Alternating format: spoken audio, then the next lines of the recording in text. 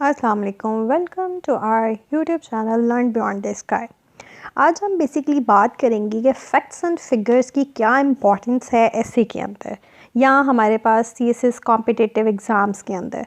तो ये बात याद रखिएगा कि एग्ज़ामिनर आपकी स्ट्रक्चरिंग के अलावा, इंग्लिश के स्ट्रक्चरिंग के अलावा अगर कोई चीज़ चेक कर रहा होता है, वो आपके एविडेंस देने का स्टाइल होता है, एविडेंस होता है बेसिकली। और ये ही बेसिकली एविडेंस आपका कहलाता है फैक्ट्स एंड फिगर्स। तो ये देना बहुत इंपॉर्टेंट है, इसकी बहुत ज़्यादा वेटेज है। ये बिल्कुल इसी तरह है जैसे बिलफर्ज अगर एक वकील अपने जज के सामने कोई बात करता है तो उसको अपनी बात को साबित करने के लिए दलाइल देने पड़ते हैं। दलाइल आपको किसी भी चीज़ से जाके वो एविडेंस देता है कि उस वक्त ये वाक़या हुआ था, कोई वेपन दिखाता है या कोई चीज़ ऐसा प्रूफ एविडेंस देता है जिसकी वजह से जज फैसला करता है जी हाँ ये राइट है या नहीं है।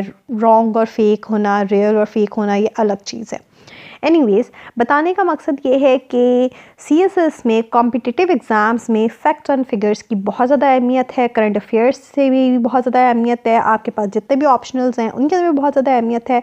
प्लस हमारे पास एसए में तो हम बात ही अपने स्टांस के बाद या हम अपने वैल्यू के बाद जो भी सेंटेंस लिखते हैं उसके बाद हमें अपनी बात को साबित करना होता है, हमें एविडेंस लाजमी देना होता है।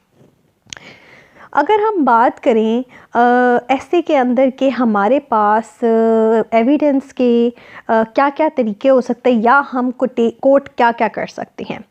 एविडेंस में हमारे पास जो बातें हम नोट डाउन कर सकते हैं, जो हम एग्ज़ामिनर के सामने पेश कर सकते हैं, वो तो सबसे पहले होती हैं कि हमारे पास किसी करंट लीडर ने या किसी एक्टिविस्ट ने या कोई ऐसा बंदा है, ऐसी शख्सियत है, कोई ऐसी पर्सनालिटी है जिसने कोई बात कर दी है तो हम उसकी बात को कोट कर सकते हैं। उसको हम कोटेशन का नाम देते हैं, लेकिन अल्टीमेटली कोटेशन हम लास्ट प्रेफरेंस देते हैं।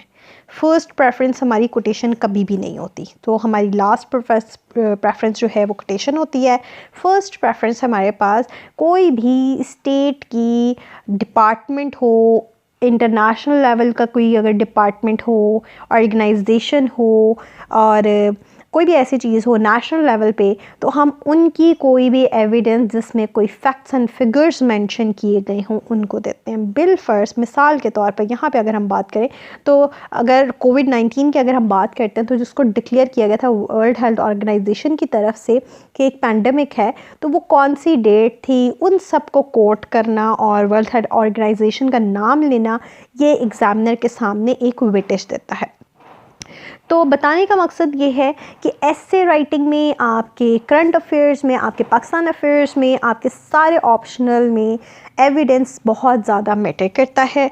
तो आप हमारा यूट्यूब चैनल सब्सक्राइब करें और देखते रहें ताकि आपके पास नेक्स्ट वीडियोस में बताया जाए कि एविडेंस कौन कौन से एविडेंस हैं जिन्हें आपने कोट करना है। So stay with us, stay tuned, अल्लाह हाफ़िज़।